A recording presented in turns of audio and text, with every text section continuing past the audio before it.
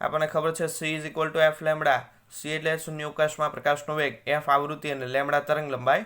આમાં એફને કરતા બનાવો c અપોન લેમડાથી, અથવા લેમડાને ચાલો કરતા બનાવી નાખો. લેમડા અહીંયા જ રહેવા દો, એફ અહીંયા જાય એટલે c અપોન એફ થઈ જાય. તો lambda is equal to c upon F અહીંયા મૂકી દો, તો F upon c is equal to R 1 upon N F square minus 1 upon N I square. આની અંદરથી આવૃત્તિ એફને કરતા બનાવો, તો આવૃત્તિ F is equal to C અહીંયા જતા રહે R C 1 upon N F square minus 1 upon N I square. તો આ સમીકરણની મદદથી આપણે આવૃત્તિ પણ મેળવી શકાય. એટલે તરંગ લંબાઈ અથવા તો આવૃત્તિ શોધવા માટેના આ ઇક્વેશનો થઈ ગયા. બંને ઇક્વેશનો ખાસ યાદ રાખવાના છે. પ્રશ્ન પણ ઇમ્પોર્ટન્ટ છે એટલે યાદ રાખજો. બરાબર છે. તો અહીંયા આપણી ચર્ચા પૂરી થાય છે. રુથરફોર્ડનું પરમાણુ મોડેલ કમ્પ્લીટ અહીંયા પૂરું થાય છે. ત્યાર પછી હવે સમજવાનું છે બોહરનું પરમાણુ મોડેલ. થોડુંક લાંબુ મોડેલ છે એટલે શોર્ટમાં સમજાવી દઉં, કાલે ખાલી લખવાની જ વાત રહે.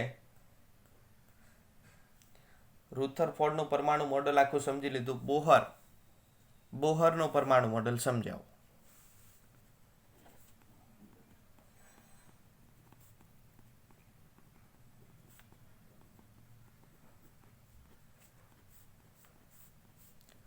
ચલો, વાત છે ઈસવીસન 1913ની. એમાં નીલ્સ બોહર છે, નીલ બોહર કોઈ પણ લખી શકો, નામના વૈજ્ઞાનિકે એવું અનુમાન કર્યું કે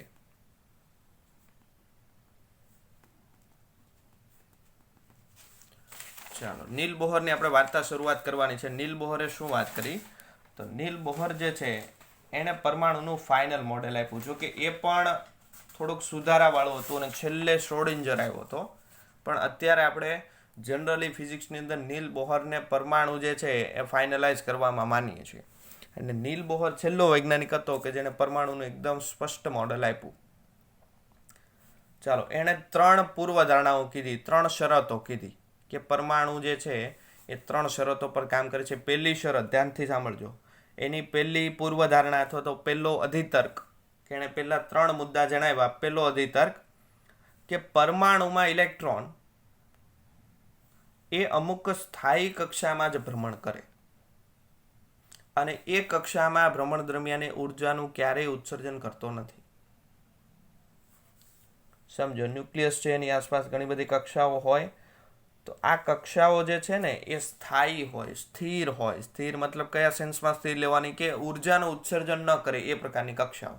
કે માની લો પહેલી કક્ષામાં ઇલેક્ટ્રોન ભ્રમણ કરે છે, તો આ ઇલેક્ટ્રોન ભ્રમણ દરમિયાન ક્યારેય ઉર્જા છોડશે નહીં, કારણ કે આ કક્ષા કેવી છે? સ્થાયી કક્ષા છે. એટલે ઉર્જાનું ઉત્સર્જન પણ નહીં કરે કે શોષણ નહીં કરે એવી કક્ષા છે. બરાબર છે. આ પહેલો અધિતર્ક. ફરી વખત રિપીટ કરું છું. પરમાણુમાં ઇલેક્ટ્રોન કેટલીક સ્થાયી કક્ષામાં ભ્રમણ કરે છે અને આ કક્ષામાં ભ્રમણ દરમિયાન તે કોઈ પણ પ્રકારની વિકિરણ ઉર્જાનું ઉત્સર્જન કરતો નથી. એટલે જ્યાં સુધી કક્ષામાં ફરતો હશે ત્યાં સુધી ક્યાંય ઉર્જા છોડશે નહીં. હા, ઉપર જાય કે નીચે આવે તો ઉર્જા છોડી શકે, પણ કક્ષામાં ભ્રમણ કરતો હોય ત્યાં સુધી ઉર્જાનું ઉત્સર્જન કરશે નહીં. ચાલો, રુથરફોર્ડની આપણે મર્યાદા જોઈએ. એની અંદર તો એવું કીધેલું કક્ષામાં ફરતો હોય તો એક સમયે કક્ષા છોડીને નાની નાની થતી જાય ને ન્યુક્લિયસની અંદર સમાઈ જાય. પણ બોહરે એવું કીધું કે એ જે રુથરફોર્ડે વાત કરી એ મોટા લેવલ પર શક્ય બને. કે બે વિદ્યુતભારો હોય અને બે મોટા હોય. કે ભાઈ આ કેન્દ્રમાં જે ધન વિદ્યુતભાર છે બહુ લાર્જ હોય અને અહીંયા ઇલેક્ટ્રોન છે એ બહુ મોટો વિદ્યુતભારિત હોય અને જો ફરતા હોય તો શક્યતા રહે કે કેન્દ્રની અંદર સમાઈ જાય. પણ નાના લેવલ પર એટલે કે પરમાણુના લેવલ પર આ વસ્તુ પોસિબલ નથી. એટલે બોહરે જે વાત કરી પેલી પૂર્વધારણાની એ વિદ્યુત ચુંબકીય વાદ કરતા તદ્દન વિરુદ્ધ છે. વિદ્યુત ચુંબકીય વાદ એવું કે છે કે ફરતો ઇલેક્ટ્રોન કેન્દ્રની અંદર સમાઈ જાય.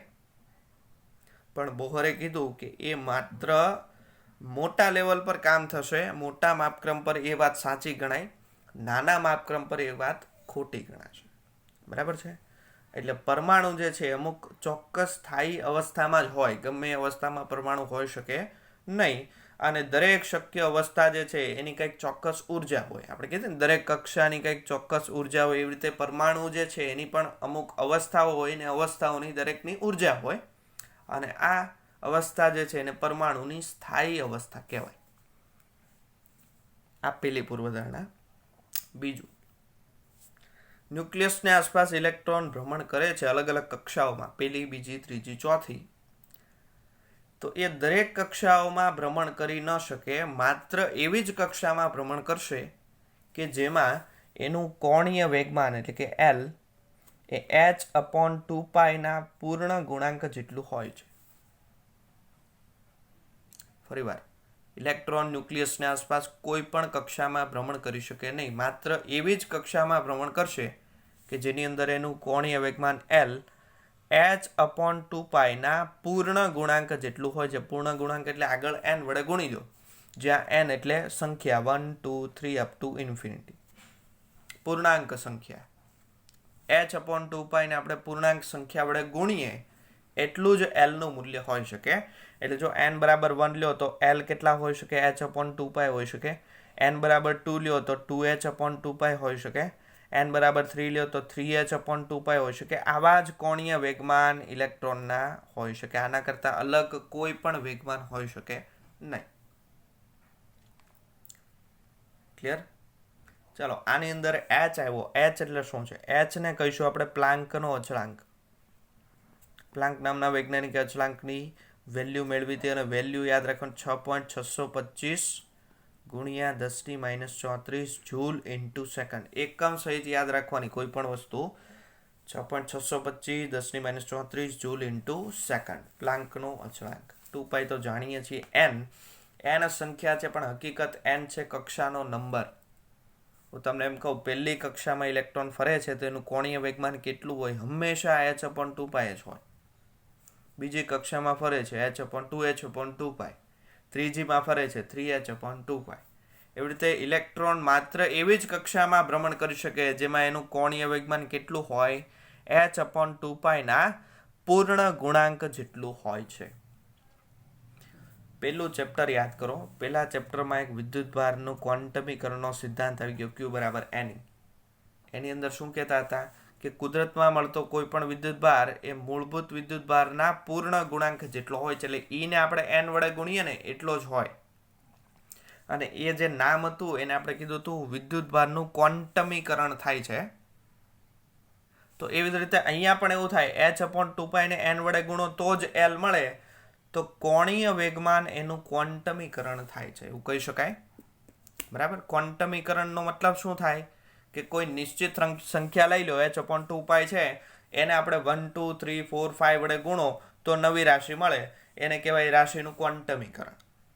અહીંયા પણ E ને આપણે 1, 2, 3, 5, 4 વડે ગુણો તો જ Q મળે. બરાબર? એટલે આ ક્વોન્ટમીકરણ છે. એનો મતલબ કે બોહરે બીજી અધિતર્કની અંદર એવી વાત કરી કે કોણીય વેગમાન છે ઇલેક્ટ્રોનનું એ ક્વોન્ટમીકરણ પામેલું હોય છે, એટલે ક્વોન્ટાઇઝ્ડ હોય છે. ક્વોન્ટાઇઝનો મતલબ શું થાય? h/2π n જેટલું હોય છે. ત્રીજો અધિતર્ક. ચલો, પહેલી કક્ષામાં ઇલેક્ટ્રોન છે એમાંથી એને બીજી કક્ષામાં જવું છે, ઓટોમેટિક જઈ શકશે નહીં. આપણે એને બહારથી ઉર્જા આપવી પડશે, કારણ કે પહેલી કરતાં બીજીની ઉર્જા વધારે છે. એટલે લો લેવલ પરથી એને હાઈ લેવલ પર જવું છે તો ઉર્જા ક્યાંકથી એને મેળવવી પડશે. એટલે માની લો પહેલીમાંથી બીજીમાં ગયો છે, કંઈક ઉર્જા મેળવી છે. બીજીમાંથી એ પાછો પહેલીમાં ઠેકડો મારે ને તો એટલી જ ઉર્જાનું ઉત્સર્જન કરશે.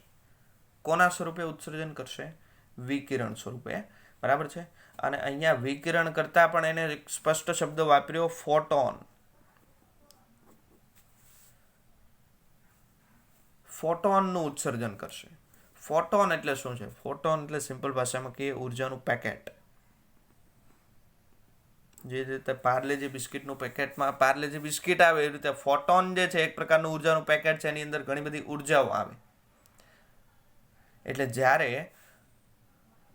ઊંચી ઉર્જા ધરાવતી કક્ષામાંથી ઇલેક્ટ્રોન આવે નીચી ઉર્જા ધરાવતી કક્ષામાં, એટલે ઇન શોર્ટ કહી શકાય કે ઉપરના લેવલમાંથી નીચેના લેવલમાં જ્યારે ઇલેક્ટ્રોન સંક્રાંતિ કરે એટલે ઠેકડો મારે, ત્યારે શું કરશે? એક ફોટોનનું ઉત્સર્જન કરશે. અને એ ફોટોનની ઉર્જા કેટલી હોય? તો કે જે કક્ષામાંથી જે કક્ષામાં આવ્યો આ બંનેની ઉર્જાના તફાવત જેટલી હોય છે. એ એક સિમ્પલ ભાષામાં સમજો. આ પહેલી કક્ષા, બીજી કક્ષા, ત્રીજી કક્ષા, ચોથી કક્ષા.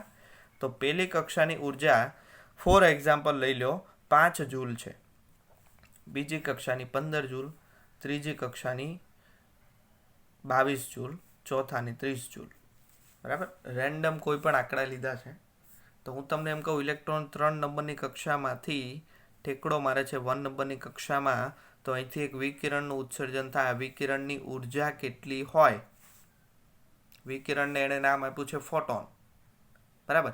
તો એ ફોટોનની ઉર્જા કેટલી હશે? તો કે આ કક્ષાની ઉર્જા એટલે કે 22 જૂલ અને આ કક્ષાની ઉર્જા એટલે 5 જૂલ, બેયના તફાવત જેટલી હોય છે એટલે 17 જૂલ જેટલી ઉર્જાનું ફોટોન ઉત્સર્જિત કરશે. ખબર પડી કે નહીં? બરાબર? ચલો, ફોટોન જે છે તે ફોટોનની આવૃત્તિ કેટલી હોય? તો આ જે કિરણ ઉત્સર્જિત કર્યું એની આવૃત્તિ કેટલી હોય? હવે 8મા ચેપ્ટરમાં આપણે એક સમીકરણ ભણ્યા હતા, E = hf. ઉર્જા એટલે પ્લાન્કનો અચળાંક ગુણ્યા આવૃત્તિ. તો આમાંથી એફને કરતા બનાવી નાખો એટલે E/h થઈ જાય. E એટલે ઉર્જા છે ને.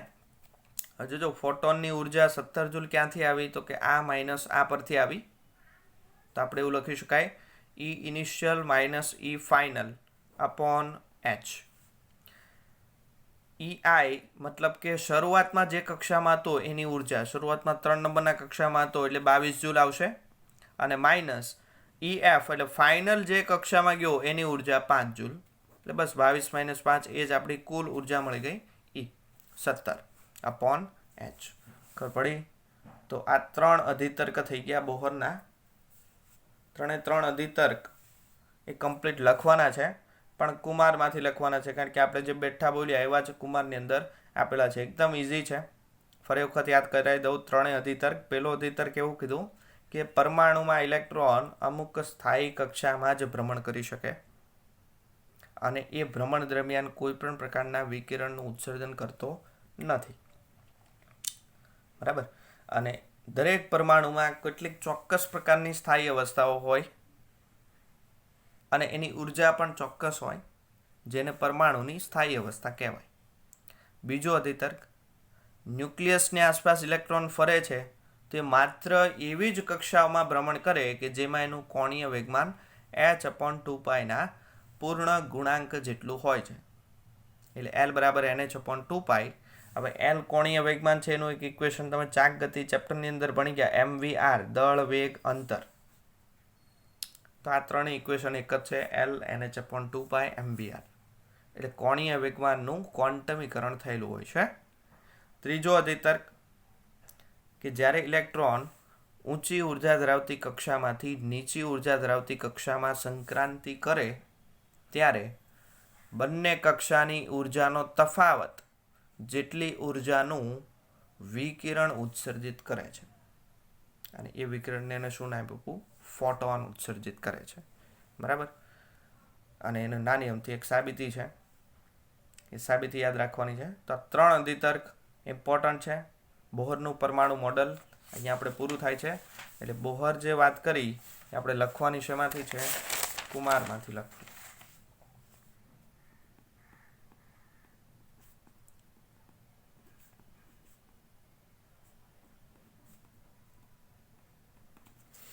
તો આજનો લેક્ચર આપણો અહીંયા પૂરો થાય છે.